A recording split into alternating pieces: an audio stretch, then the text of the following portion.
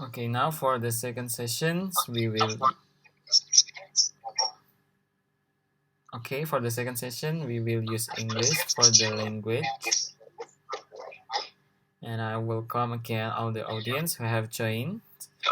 Before start the presentation, I remind the audience to fill in the online presents that have been shared in previous session.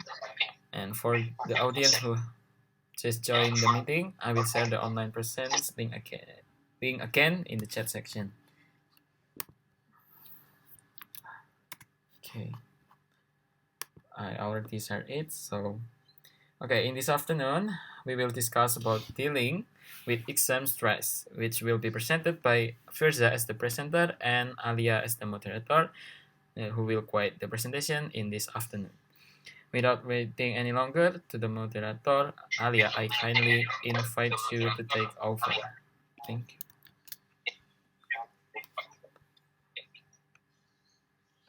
Thank you, Lintang, for the time. I'm sorry for the previous error. Okay. Well, before starting the presentation, as the moderator, I will read a little of our presenter's biodata. Firza Princesa is a student of SMA 1 Tuban. She was born in Tuban, 2nd August 2003. Alright, without any further ado, I kindly invite Firza to deliver the material, How to Dealing with Exam Stress. Thank you. I will share the presentation.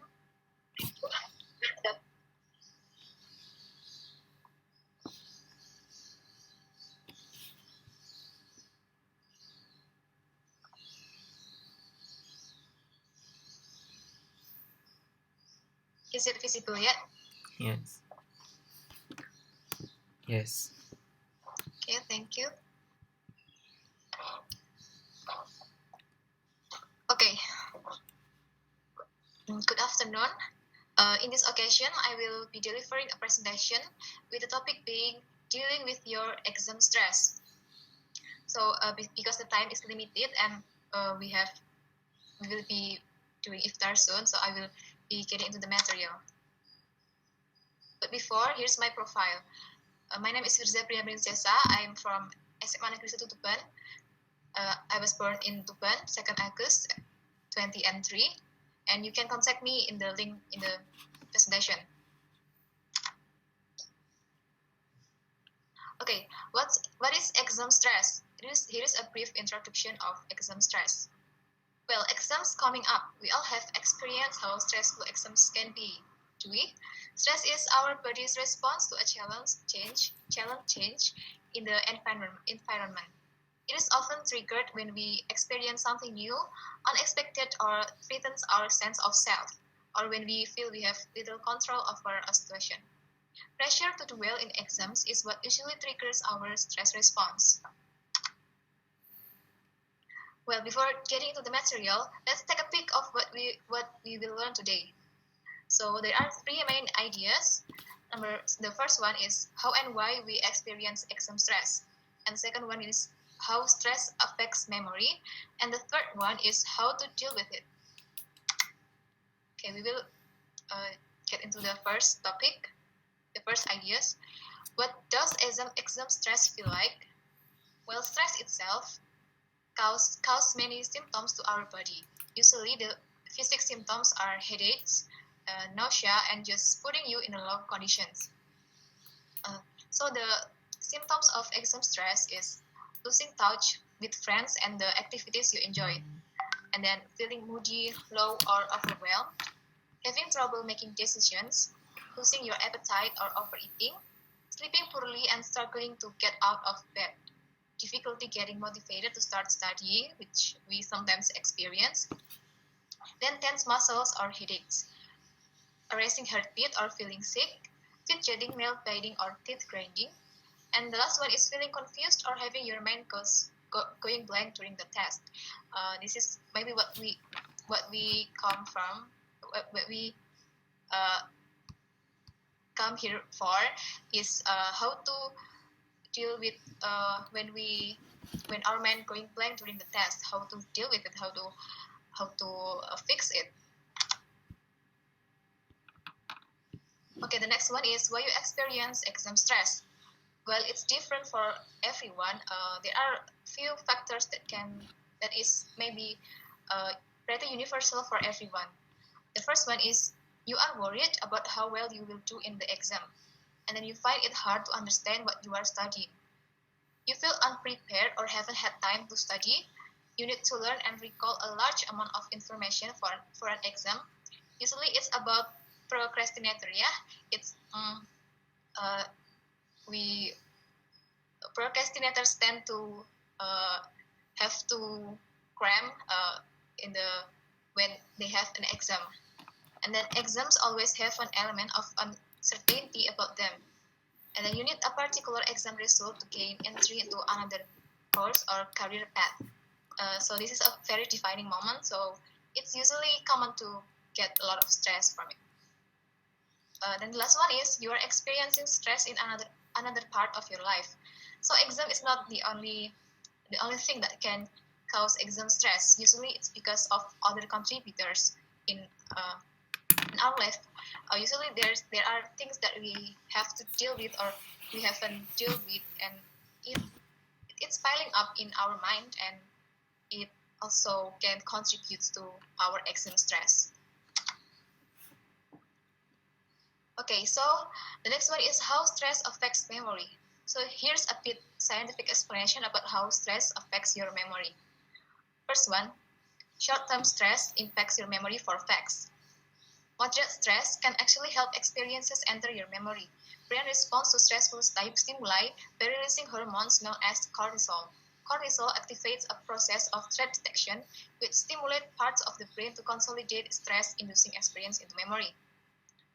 So the third one, even though some stress can be helpful, extreme stress can damage part of the brain that function to form new memories. So our ability to making memories is decreased or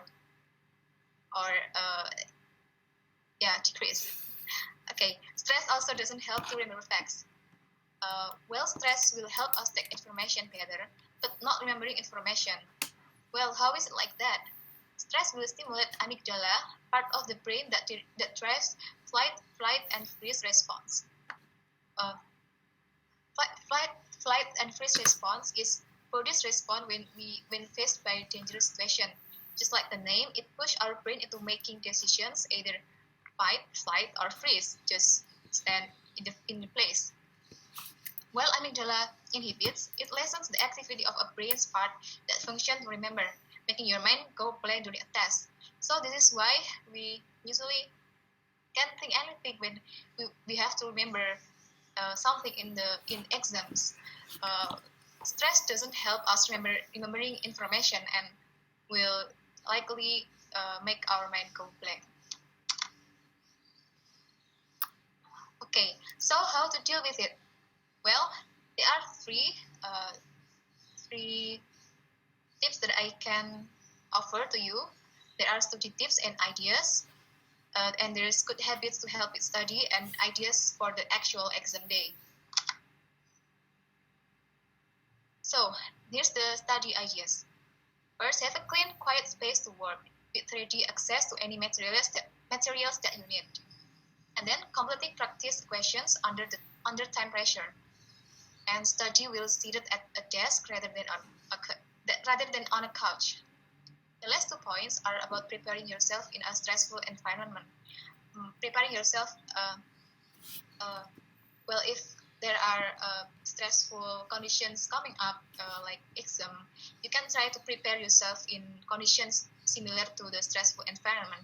That way, the stressor, which is the time pressure, it will be ineffective against you, and you are not very sensitive to the stressor anymore. And the next one is ask your teacher if you're unsure of what to expect or what will be tested. Usually, the teacher will give us the outline of the exam, the content of the exam, but we can ask for more further information. And then make a clear plan of what you want to cover in each study period. Break it down into small tasks and work on one task at a time, so it doesn't feel too overwhelming.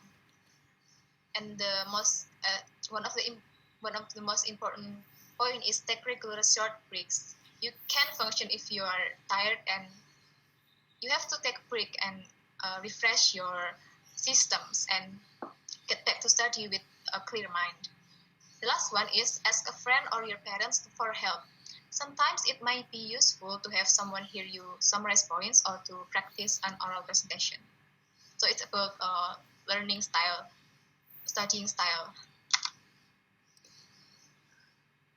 The second one is building good habits. There are three points here. The first one is do exercises. Exercises increase your heart and breathing rate, which is linked to chemical changes in your brain that help reduce anxiety and increase your sense of well-being. Regular exercise is also widely thought to improve sleeping patterns. This brings us to the next point, which is get enough rest and sleep. High cortisol levels at night interfere with the release of melatonin, a hormone that is essential for the regulation of sleep-wake cycles. Poor sleep itself can further influence your cortisol level, causing its level to rise at times when they would otherwise be low.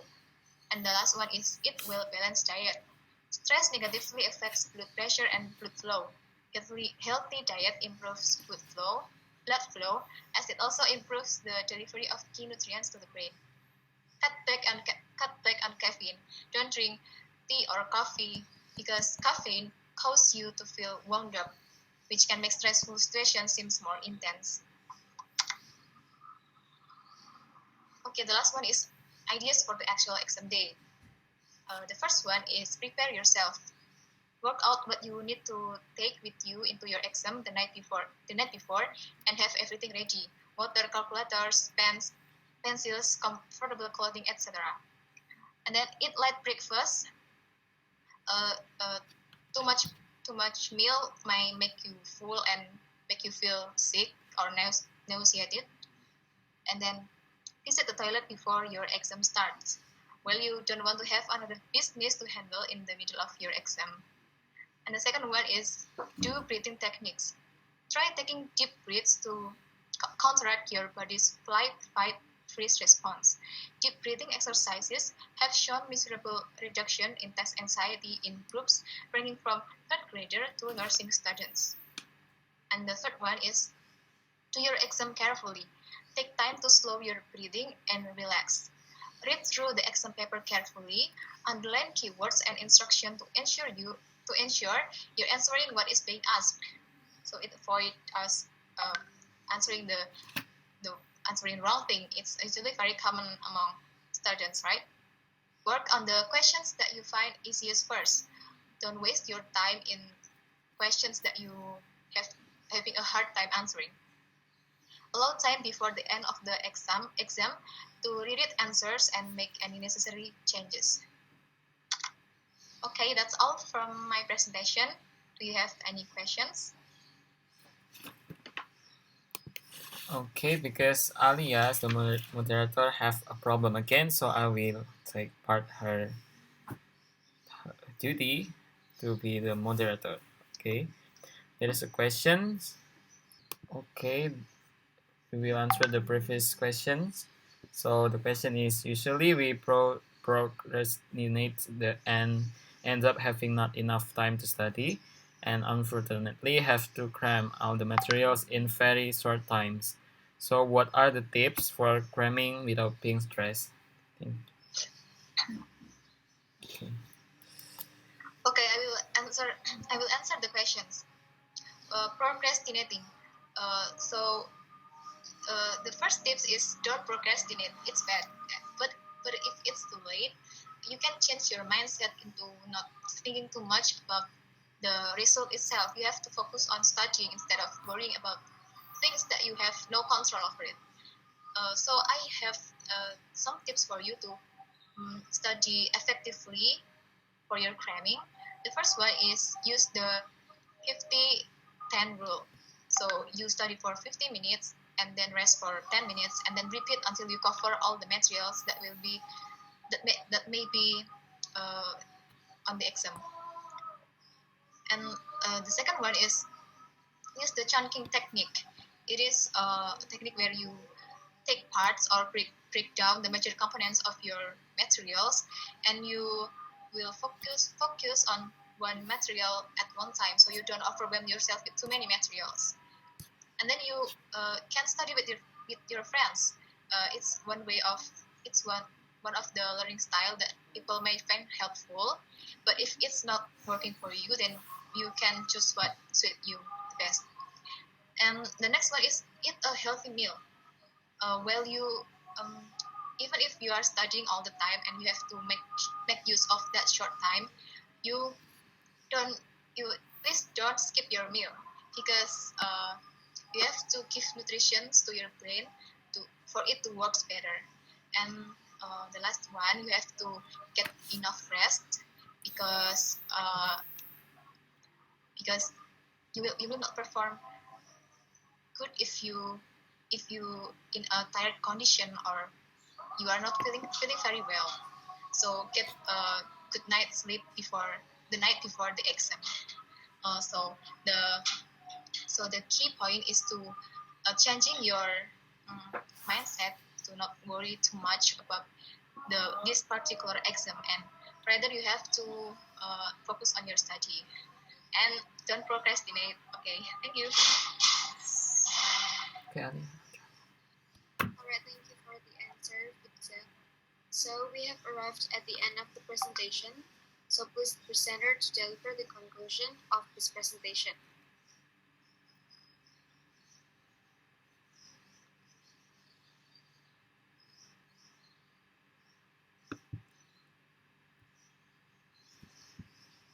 Sorry, you are muted, Firza. Good job, guys. Sorry, Firza, your mic still muted. Okay, sorry. Okay, so here's what we can conclude from my presentation. Stress is the body's natural response to a change of challenge in environment.